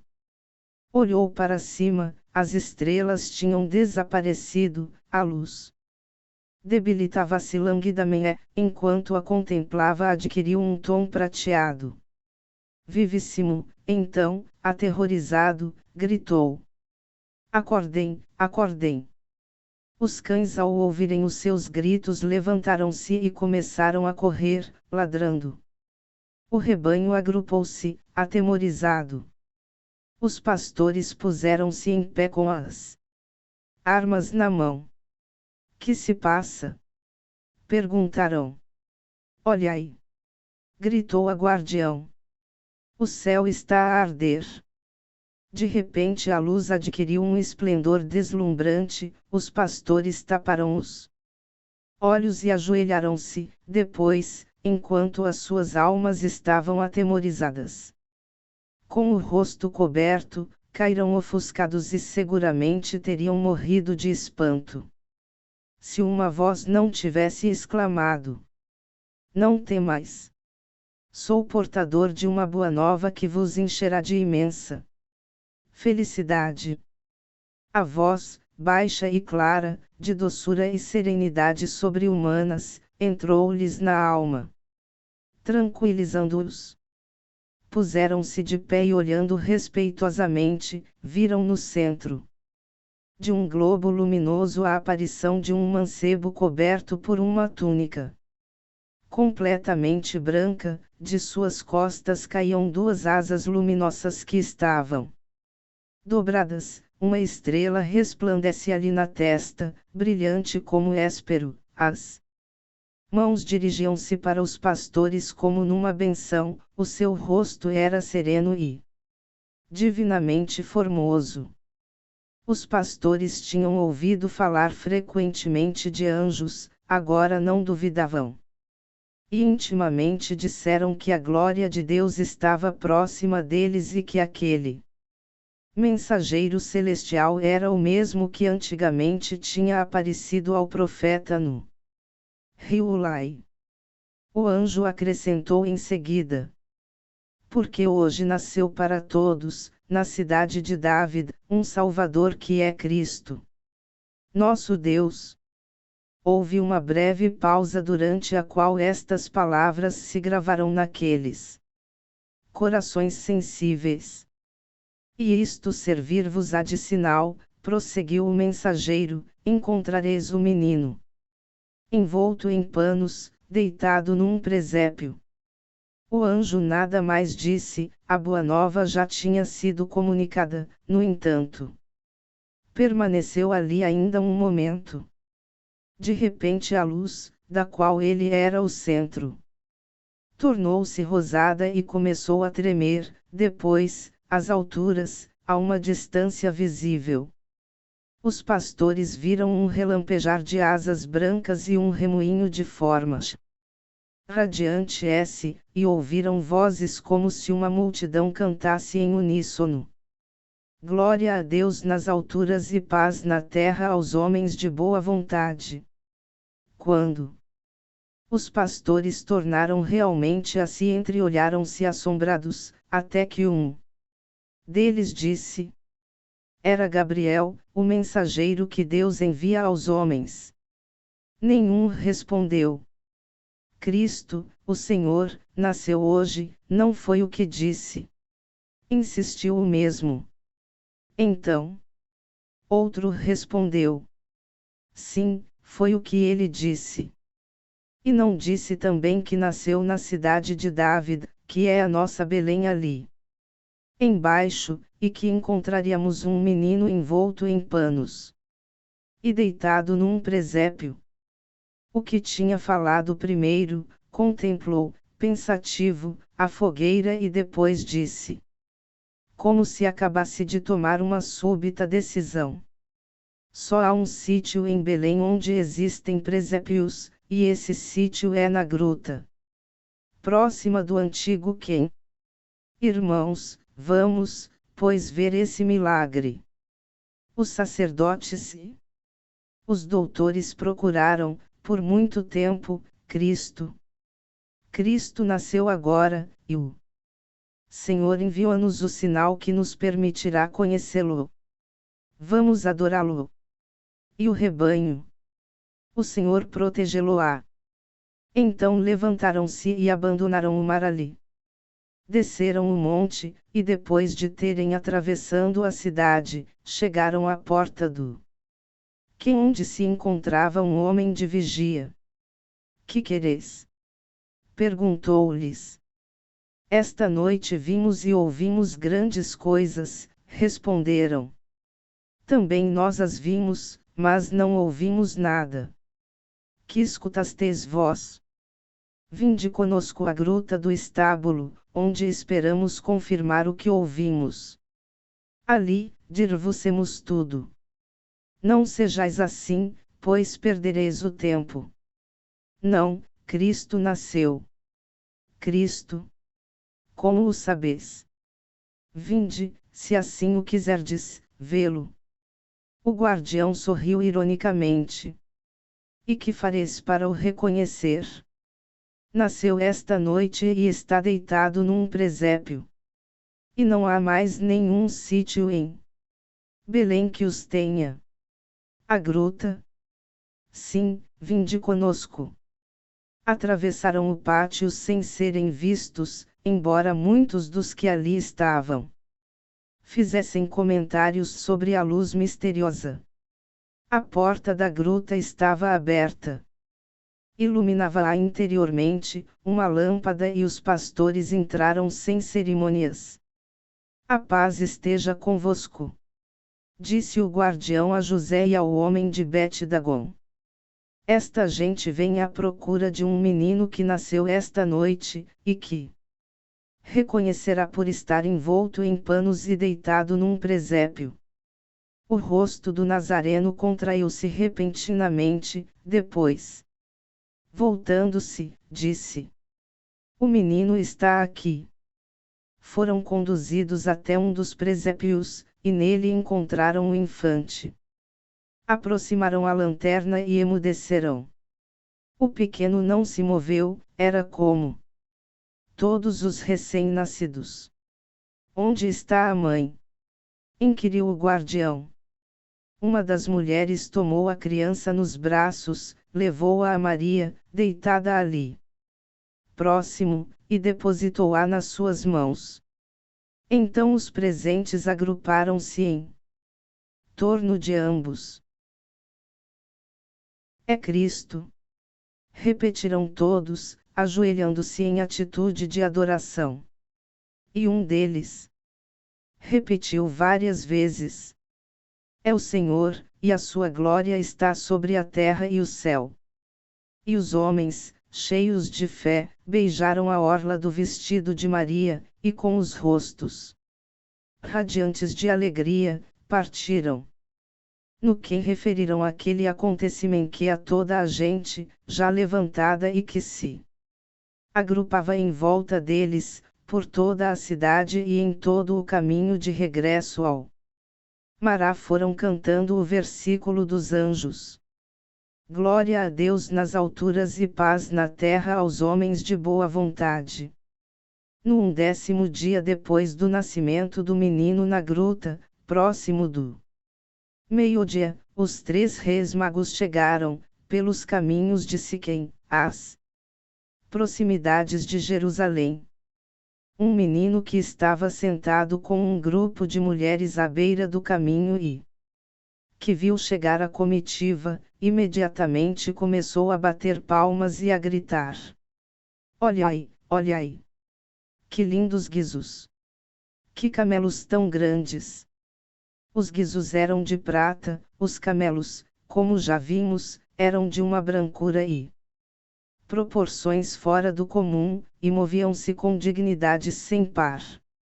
No entanto, não eram os guizos, nem os camelos, nem o porte dos animais o que causava tanto assombro, era a pergunta que fez o que montava no primeiro animal. Boa gente, disse Baltazar cofiando a barba penteada e dobrando-se na sela. Jerusalém está perto. Sim, respondeu a mulher em cujos braços se tinha ido refugiar o Petis. Se as árvores ali adiante fossem um pouco mais baixas, poderíeis ver daqui as da praça do mercado. Baltazar olhou o grego e o indiano, e depois perguntou: Onde se encontra aquele que nasceu rei dos judeus? As mulheres entreolharam-se sem responder. Não ouvistes falar dele? Não? Pois bem, dizei a todos que nós vimos a sua luz no Oriente e que vimos adorá-lo. Os três amigos continuaram o seu caminho, dirigindo a outros a mesma pergunta, com resultados idênticos. Uma grande comitiva que encontraram, e que se encaminhava para a gruta de Jeremias, surpreendeu-se com a pergunta e com o aspecto dos viajantes e voltou para trás e os foi seguindo até a cidade. Por fim, chegaram a uma torre de grande altura que dominava a porta, a qual, naquele tempo, correspondia à atual porta de Damasco e que indicava a bifurcação dos caminhos de Siquém, Jericó e Gabaon. Um guarda romano custodiava a porta. As pessoas, que seguiam os camelos, formavam uma caravana suficiente para atrair os curiosos à porta. Assim, quando Baltazar se deteve para falar à sentinela, os três amigos formavam o centro de um círculo desejoso de saber o que tinha acontecido. A paz esteja convosco, disse o egípcio com voz clara. A sentinela respondeu: viemos de muito longe à procura daquele que nasceu rei dos judeus. Podes dizer-nos onde ele está? O soldado levantou a viseira do elmo e chamou em voz alta, pela porta, vindo do lado direito, apareceu um oficial. Deixai passar, gritou a multidão que ali se tinha reunido. E como esta não parecia muito disposta a cumprir a ordem, adiantou-se, brandindo a espada à esquerda e à direita, conseguindo assim que deixasse o caminho livre. Que desejais? Perguntou a Baltazar, falando na língua local. Baltazar respondeu no mesmo idioma. Onde se encontra o que nasceu rei dos judeus? Herodes. Perguntou, confuso, o oficial. O reino de Herodes é de César, não de Herodes. Não há outro rei dos judeus. Pois nós vimos a sua estrela e vimos adorá-lo. O romano ficou perplexo. Prossegue, disse finalmente, prossegue o vosso caminho. Eu não sou judeu. Apresentai-vos aos doutores no templo, ou a Anás, o sacerdote, ou mesmo ao próprio Herodes. Se existe outro rei dos judeus, ele sabê-lo-á encontrar. Dizendo isto, abriu caminho para que os estrangeiros se encaminhassem para a porta. Mas antes de entrar no caminho, Baltazar deteve-se e dirigindo-se aos amigos, disse-lhes: a nossa chegada é conhecida por todos. À meia-noite, de nós e dos nossos propósitos. Dirijamo-nos, pois, ao quem? Naquela tarde, antes do crepúsculo, algumas mulheres lavavam roupa branca. Sobre o último degrau da lavandaria que conduzia à piscina de Siloé. Estavam ajoelhadas diante de uma grande vasilha de barro. Uma rapariga que, ao pé das escadas, lhes dava a água de que elas precisavam, cantava enquanto enchia os cântaros. A canção era alegre e, sem dúvida, cumpria a sua tarefa com agrado. Enquanto as mulheres caçavam as mãos esfregando e torcendo os lenços brancos nas vasilhas, chegaram outras duas, cada uma delas com um cântaro vazio ao ombro. A paz esteja convosco, disse uma das recém-chegadas. As lavadeiras pararam a faina e levantaram-se, enxugando as mãos e retribuindo a saudação. É quase noite. São horas de descansar. Ainda não terminamos o trabalho, foi a resposta. Mas há uma hora para descansar e... Que novidades trazes? Como? Não soubestes de nada? Não? Dizem que Cristo nasceu, disse outra, principiando o relato. Era curioso observar como o rosto das lavadeiras se iluminava de curiosidade. Os cântaros, invertidos, depressa foram transformados em assentos pelas proprietárias, que formaram um círculo e prestaram atenção. Cristo? Interromperam as ouvintes curiosas. Assim dizem. Quem o diz? Todos. E há quem acredite. Ontem, 3 homens atravessaram o Cédron, no caminho para Siquém, disse a interlocutora procurando dissipar todas as dúvidas. Cada um deles guiava um camelo branco, maior do que os que costumamos ver em Jerusalém. Os olhos e as bocas das mulheres dilataram-se. Para demonstrar a grandiosidade e fausto dos homens, a narradora continuou. Iam sentados sob toldos de seda, os adornos das suas montadas eram de ouro. Como eram também os adornos dos arreios, os guizos eram de prata e pareciam produzir, com o seu tilintar, uma verdadeira música. Ninguém os conhecia. Um deles falou e dirigiu a todos os transeuntes, mesmo a mulheres e a crianças, esta pergunta: onde se encontra o que nasceu Rei dos Judeus? Vimos a sua estrela no Oriente e viemos adorá-lo. Decidiram então interrogar a sentinela romana e este, não sabendo mais que os simples transeuntes, mandou-os a Herodes. E onde estão agora? No Cã. Centenas de pessoas têm acorrido e centenas irão amanhã. Quem são? Ninguém sabe. Disse que são persas, homens que falam com as estrelas. Talvez profetas, como Elias ou Jeremias. E o que querem dizer com isso de Rei dos Judeus? Referência a Cristo, e dizem que este é um recém-nascido. Uma das mulheres sorriu e recomeçou o trabalho, dizendo: bem, quando o vir, então acreditarei nele. E eu quando o vir ressuscitar um morto. Uma terceira acrescentou calmamente: Cristo tem bastar-me a vê-lo curar um leproso. E continuaram a falar até que caiu a noite e o ar as obrigou a recolher às suas casas.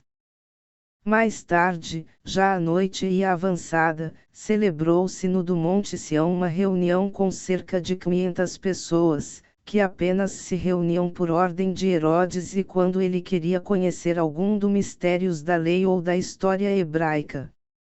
Era uma reunião dos mestres dos colégios sacros, dos principais sacerdotes e dos doutores mais conhecidos na cidade, dos chefes dos partidos mais importantes, dos comentaristas das diferentes crenças, príncipes dos saduceus, oradores fariseus e os graves e tranquilos filósofos do socialismo dos essênios.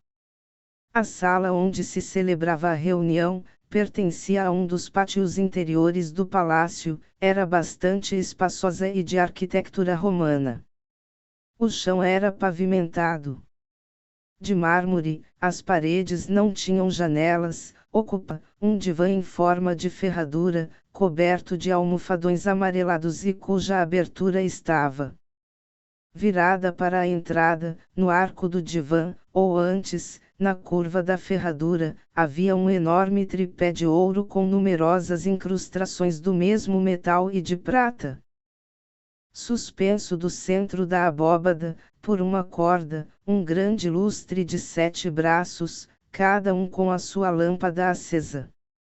Aqueles 50 indivíduos estavam sentados no divã, ao modo oriental, e eram, na sua maioria homens de idade avançada. Constituíam a reunião do Sanhedrim. O que se sentava frente ao tripé, no lugar que podemos chamar o centro do divã, era de compleição gigantesca, mas de uma magreza espantosa. Enquanto falava, levantava, a intervalos, trêmulo, o polegar da mão direita, e parecia incapaz de qualquer outro movimento. A sua cabeça era calva e brilhante, poucos cabelos de umbra e a nuca. A fronte estava franzida e imensas rugas sulcavam-lhe a espaçosa testa, os olhos eram velados, o nariz afilado. Cobria-lhe a parte inferior do rosto, uma barba flutuante e branca como a de Aaron. Era Eleu, o babilônio, que aos 106 anos era ainda o maior rabi do grande colégio. Sobre o tripé, diante do qual estava sentado, via-se um rolo de pergaminho aberto, escrito com caracteres hebraicos, e atrás dele, de pé, estava um servo ricamente vestido.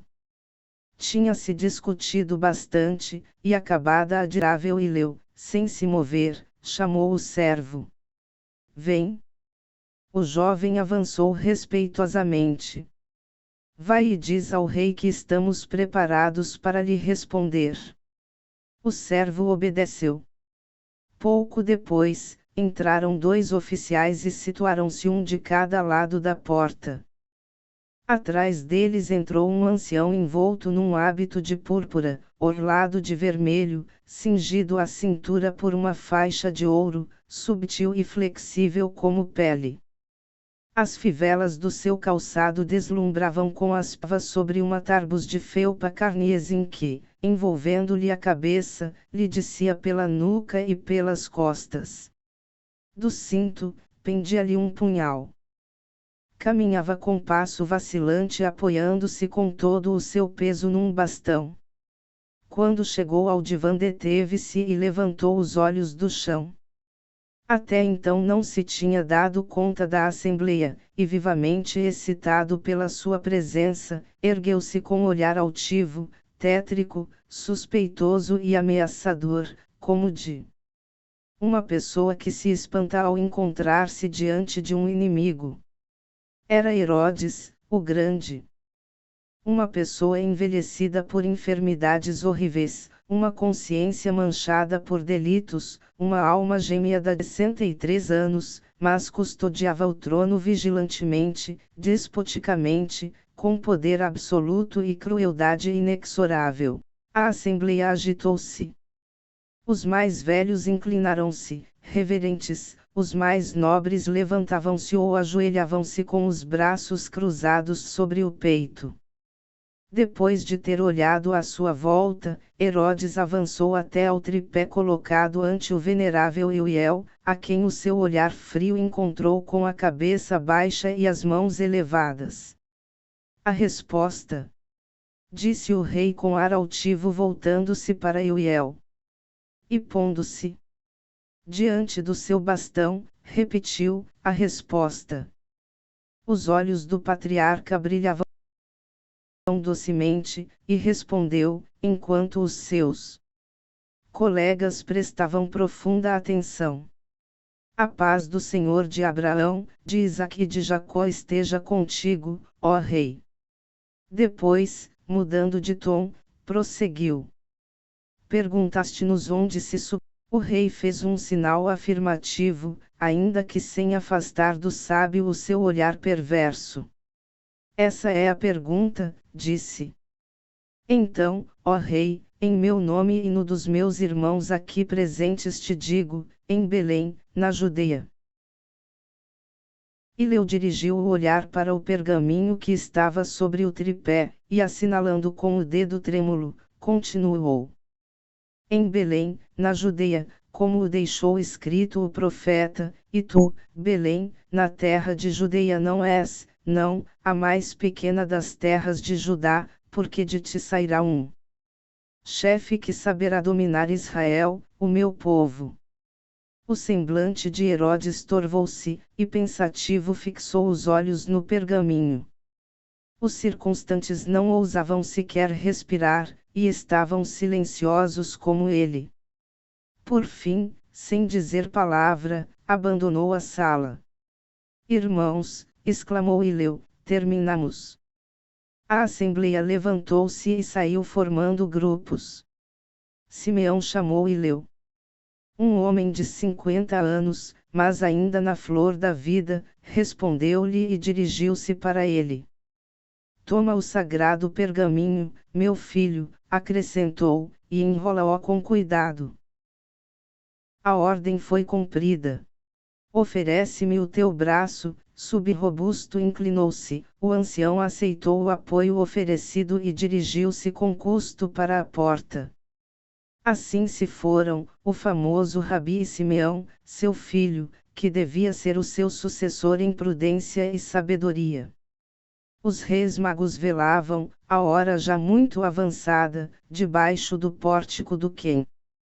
As suas cabeças descansavam sobre pedras que, levantando-as ligeiramente, lhes permitiam ver a imensidade do céu, através dos arcos que rodeavam o pátio. Contemplavam as estrelas brilhantes, meditando, na próxima revelação.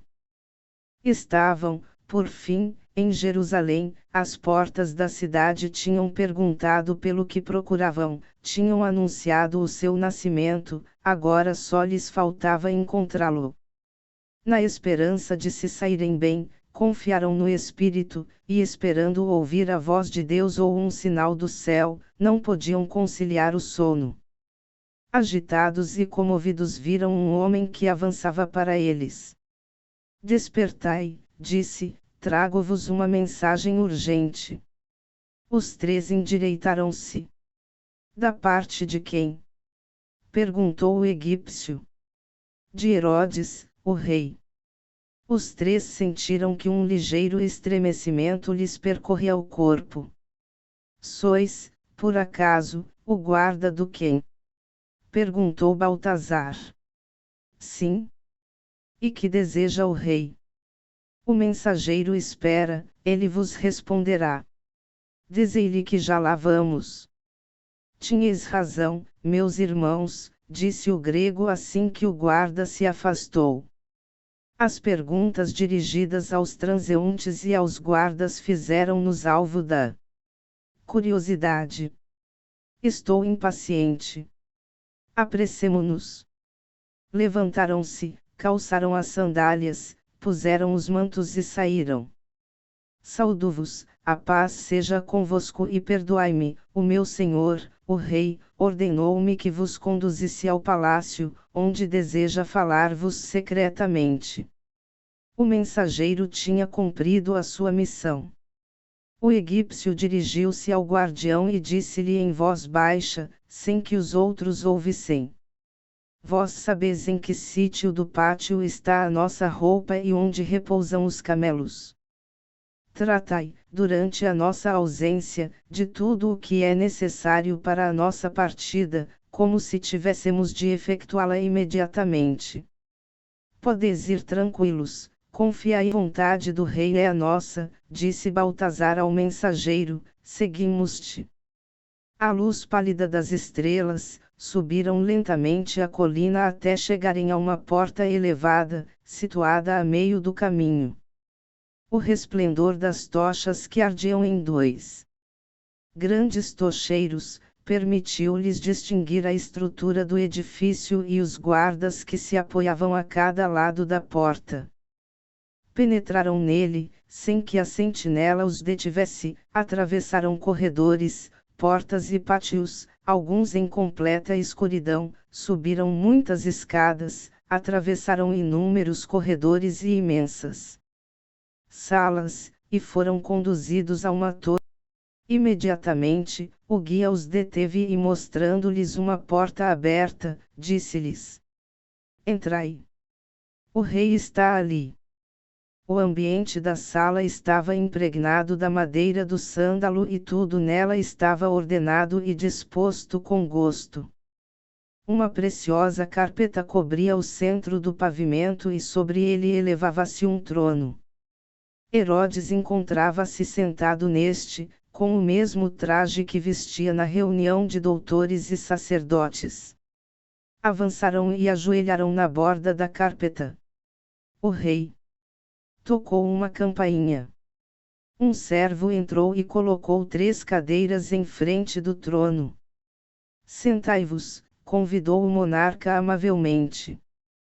Da porta norte, prosseguiu quando já estavam sentados, trouxeram-me a notícia da chegada de 3 estrangeiros curiosamente vestidos, e ao que parece, procedentes de países longínquos. Sois vós? O egípcio, depois de ter dirigido um olhar ao grego e ao indo, respondeu com uma inclinação profunda. Se não fôssemos nós esses estrangeiros, o poderoso Herodes, cuja fama é... Herodes, com a mão, fez um sinal de aprovação. Quem sois? De onde vindes? Perguntou. E acrescentou em tom expressivo. Fale cada um de si mesmo. Os reis responderam sucessivamente, aludindo rapidamente às cidades, aos seus países nativos e ao caminho seguido até chegarem a Jerusalém. Não satisfeito, acrescentou Herodes. Que pergunta dirigistes ao oficial que se encontrava à porta? Perguntamos-lhe onde está aquele que nasceu rei dos judeus. Porque vimos a sua estrela no Oriente e viemos adorá-lo. Agora compreendo a curiosidade do povo. Mas excitais também a minha. Há, acaso, outro rei dos judeus? Há um, recém-nascido, respondeu tranquilamente o egípcio. O semblante obscuro do monarca tomou uma expressão de dor como se lhe viesse à memória um episódio dilacerador. Não sou eu, quem buscais? Exclamou. Talvez lhe desfilassem diante dos olhos as sombras acusadoras dos seus filhos assassinados. Em seguida, dominando a emoção, perguntou com voz firme: onde está o novo rei? Isso, ó rei, é o que desejamos que nos digais. Vós propondes-me um milagre, um enigma superior em muito ao de Salomão, acrescentou. Como vedes, estou naquele período da existência em que a curiosidade é desenfreada, como na infância, e em que enganá-la é uma crueldade. Prossegue, e eu vos respeitarei como os reis se respeitam uns aos outros. Dizei-me assim que souberdes do novo revaloei ao trono, insistirei ao máximo com César para a sua proclamação e glória. Não haverá ciúme entre nós, juro-vos. Mas antes dizei-me como, tão separados pelos mares e pelos desertos, ouvistes falar dele. Dir-vos-ei sinceramente, ó rei. Falai, disse Herodes. Baltazar pôs-se em pé e disse com doçura: existe um Deus onipotente. Herodes agitou-se de um modo imperceptível. Este Deus conduziu-nos aqui assegurando-nos que encontraríamos o Redentor do mundo, que o adoraríamos se acreditássemos na sua vinda. Como sinal, cada um de nós havia de ver uma estrela. O seu espírito permaneceu conosco, o rei, o seu espírito está ainda conosco. Uma emoção irresistível, opressora, apoderou-se dos 3. Primeiro um grito. Herodes fixou os seus olhos rapidamente de um ao outro, estava mais receoso, mais descontente que ao princípio. Julgo que trouxesse de mim, disse-lhes, mas se não é assim, prossegue. Que irá produzir a vinda do novo rei. A salvação dos homens. De que perigo?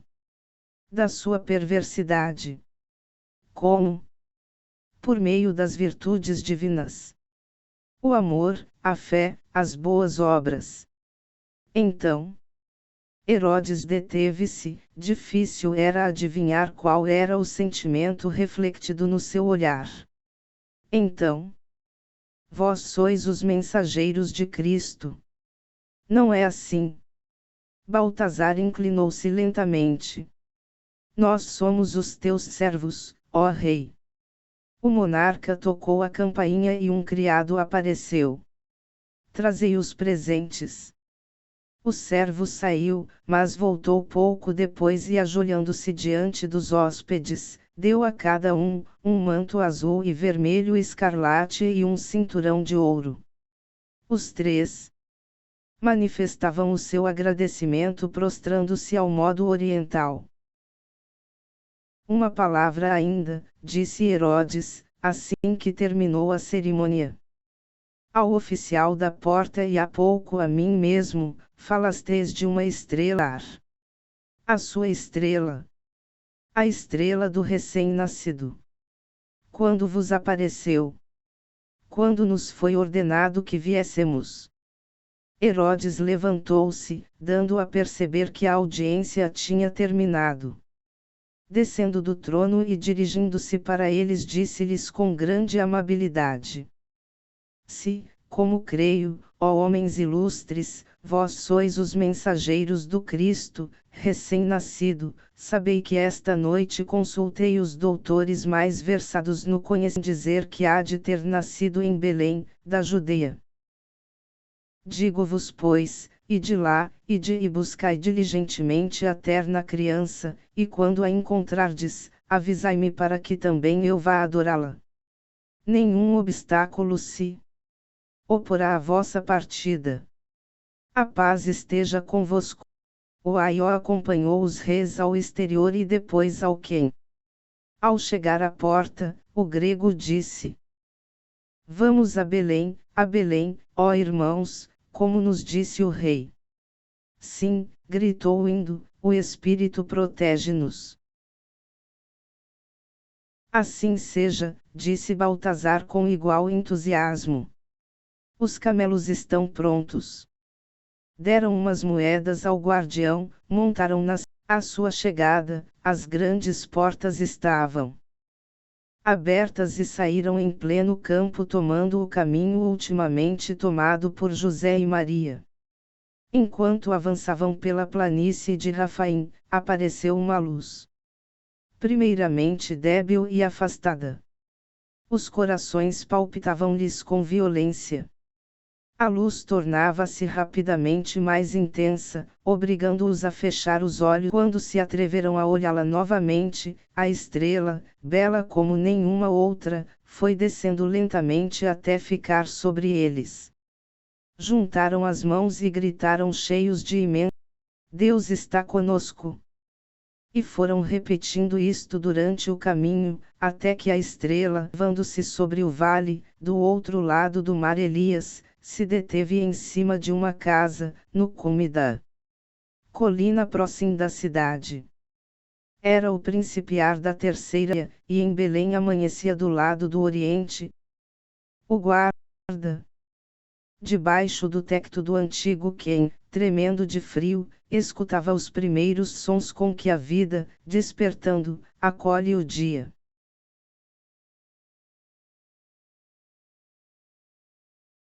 De repente, uma luz apareceu na colina sobre a casa. Ao princípio, pensou que fosse uma tocha nas mãos de alguém, depois, tomou-a por um meteoro, a claridade depois aumentou até se tornar numa estrela. Assombrado, gritou várias vezes o que fez com que todos os que se acolhiam naqueles muros, viessem cá para fora. O fenômeno, com movimento curioso, continuava a aproximar-se. Rochas, as árvores e os caminhos brilhavam à sua luz, como que iluminados pelo fulgor de um raio. Depressa a sua claridade se tornou irresistível. Os mais tímidos caíram de joelhos e rezaram com o rosto coberto pelas mãos, os mais ousados, tapando-os olhos ocultaram-se e de quando em quando lançavam olhares furtivos. Pouco depois o Quém, em todo o seu circuito estava iluminado por uma claridade insuportável pela sua intensidade. Os que se arriscaram a olhar viram a estrela, parada sobre a casa, em frente da gruta, onde nascera o menino. Nisto, chegaram os três reis magos e apeando-se dos camelos pediram licença para entrar. O guardião, dissimulando o seu terror por os receber, levantou a tranca e abriu a porta. Os camelos pareciam espectros à luz sobrenatural. E à parte o seu aspecto fantástico, havia nos semblantes e nas atitudes dos três visitantes uma veemência e uma exaltação que excitaram mais ainda os temores do guardião. Durante um momento, não pôde responder à pergunta que lhe tinham feito. Aqui não é Belém da Judeia. Mas entretanto, alguns curiosos chegaram e responderam por ele. Não, isto é o quê? A cidade fica mais para além. Não há aqui uma criança, recém-nascida. Os presentes entreolharam-se com assombro e alguns deles responderam. Sim, sim. Mostrai-no-la. Disse o grego impaciente. Mostrai-no-la. Acrescentou Baltazar, interrompendo a sua gravidade, porque vimos a sua estrela, aquela que vós admirais sobre aquela casa e viemos para o adorar. O indiano juntou as mãos, exclamando: Deus realmente existe. Apressai-vos, apressai-vos. Encontramos o Salvador. Benditos, benditos sejamos entre os homens. A multidão saiu do que e seguiu os forasteiros que foram levados pelo pátio para o recinto, à vista da estrela parada ainda sobre a gruta, ainda que menos incandescente que antes. Alguns fugiram espantados, a maior parte, contudo, prosseguiu. Quando os forasteiros se aproximaram da casa, a estrela elevou-se. Quando chegaram à porta, continuava a afastar-se no alto. Quando entraram, tinha desaparecido. E nas testemunhas do que então sucedeu, entrou a convicção de que alguma relação existia entre a estrela e os estrangeiros. Quando a porta se abriu, todos se precipitaram na gruta. O espaço era iluminado por uma lanterna que dava a claridade suficiente para os três reis magos distinguirem a mãe e o menino acordado no seu regaço. É teu esse menino? Perguntou Baltazar a Maria. Maria respondeu: Sim, é meu filho. Então, caíram de joelhos e adoraram-no. Era um menino como os outros, sobre a sua cabeça não havia auréola, nem coroa alguma, os seus lábios entreabriram-se, mas não para falar, regozijava-se ao ver e ouvir os seus transportes de gozo, as suas invocações, as suas súplicas. Depois de breves momentos, levantaram-se e saíram em busca dos camelos. Das suas caixas tiraram presentes de ouro, de incenso e de mirra que depositaram reverentemente diante da criança. E adoraram-no fervorosamente. A sua fé afirmava-se nos sinais enviados por aquele que, desde então, se revelou como nosso Pai, e, para eles, a sua promessa era suficiente.